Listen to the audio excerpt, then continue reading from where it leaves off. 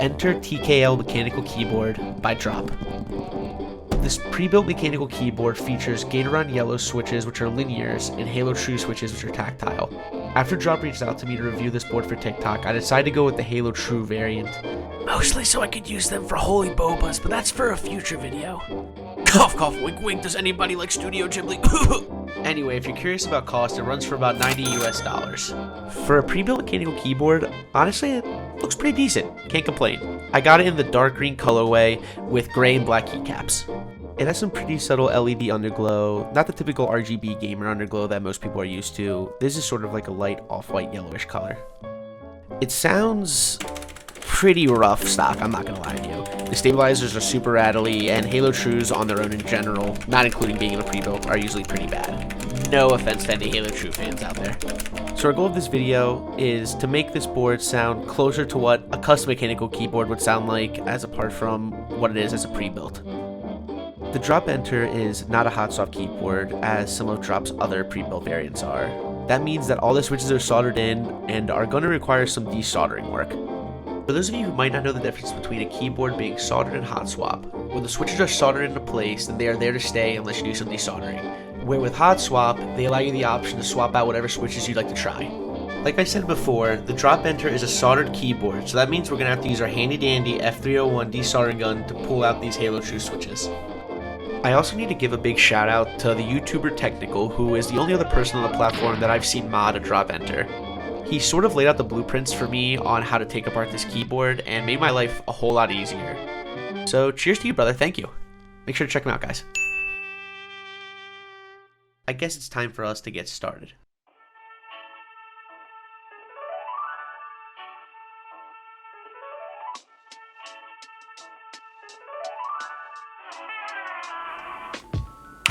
Gotta spank it. First things first, we're gonna have to remove all the keycaps on the board. Then you're gonna need to get out a precision Phillips head screwdriver to undo about 10 or so little screws that are holding in the top part of the chassis. Once those are all out, I suggest getting something thin like a guitar pick to help undo the chassis. Don't be stupid like me and use a knife. Be smart, kids. Be smarter than me, please. When unclipping the top chassis, you definitely want to be careful because this really is just thin plastic and I can see this breaking pretty easily. Now that you have the top portion off, it's just 2 more screws holding the plate down to the bottom of the case. Remove them and you're left with your plate, PCB, and switches. Now is where your Hako F301 desoldering gun comes into play.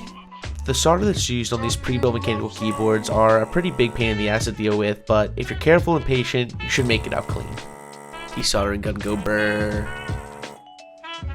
Definitely take your time with this process and make sure to clean out your desoldering gun every 15-20 switches. Once you finish desoldering, you can pull out all of your switches. This next part, I'm really going to stress how necessary it is if you're going to go through this process. You're going to want to take out all of your stabilizers, clip the bottoms of the stem, lube the housings and the wire, and then I opted the Band-Aid mod, the PCB underneath the stabs, just to help with the bottom out sound. The stabilizers are pretty much, if not objectively, the worst part of this keyboard, so lubing and modding them will help improve the sound by at least a country mile and a half. Once you're done with the stabilizers, you're going to want to test out the PCB and make sure everything works okay. You can just use a pair of tweezers for this, nothing crazy. The main reason for testing right now is to make sure that you didn't ruin the PCB or lift any pads in the process of desoldering. Just want to be safe before putting in the work of soldering in all the switches again. Once it seems like everything on the PCB checks out, you can start snapping in your replacement switches. In this case, I used Gateron Milky Black linear switches as a replacement for the Halo Trues. I lubed them with 205 grade 0 and used a 105 oil on the springs. There are a lot of tutorials right now on how to lube your switches, and it's something that I definitely recommend when making any custom mechanical keyboard since it really improves the sound and feel and is one of the main benefits of making your own custom build. Since the Gateron Milky Blacks are a 5-pin switch and this PCB only allows for 3-pin, I had to take a pair of flush cutters and snip off the left and right plastic legs on the bottom of the switch. These are really just there to provide stability for PCBs that allow for 5-pin switches. Once you have all of your replacement switches snapped in, you can start the process of soldering the switches down to the PCB. When we finish soldering down all of our switches, we're going to do one more modification to this keyboard before putting it all back together. We're going to be adding some sound dampening material to the bottom housing of the case. We would typically use something along the lines of neoprene foam, but that's actually too thick for the keyboard and won't allow it to fully close. So we're going to improvise a little bit. We're going to do the COVID mod, which is using cloth face masks as a sound dampening material. This is so scuffed. This is going to be good for the video. Once those are all in place, we can start putting the keyboard back together. After I screw everything back together, the keyboard is complete and ready for the keycaps to be put back on. Now that the keycaps are back on, we are now met with our new and improved DROP Entr keyboard by Manoli Visuals. For the sound test, instead of just using the PBT Skylight keycaps that are included with the keyboard, I also decided to use the Cap Profile Kitty set by Manoli, just because the colors matched and I thought it would look nice. And before we get into the sound test portion of the video, let's remember, take every YouTube sound test with a grain of salt.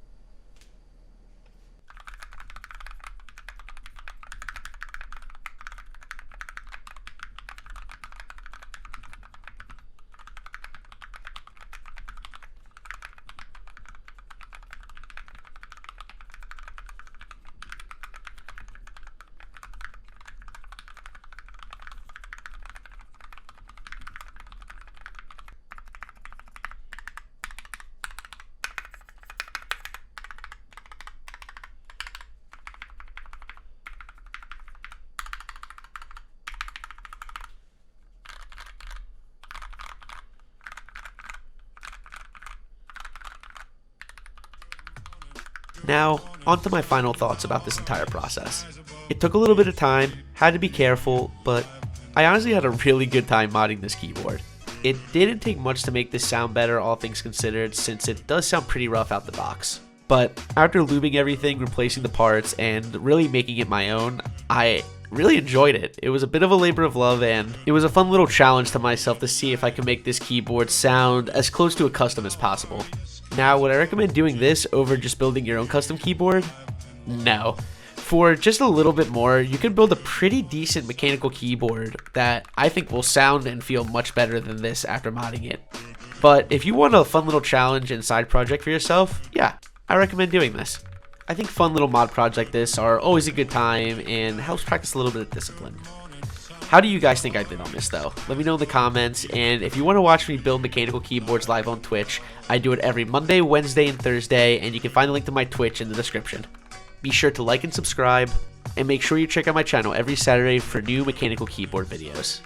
Cheers, my friends.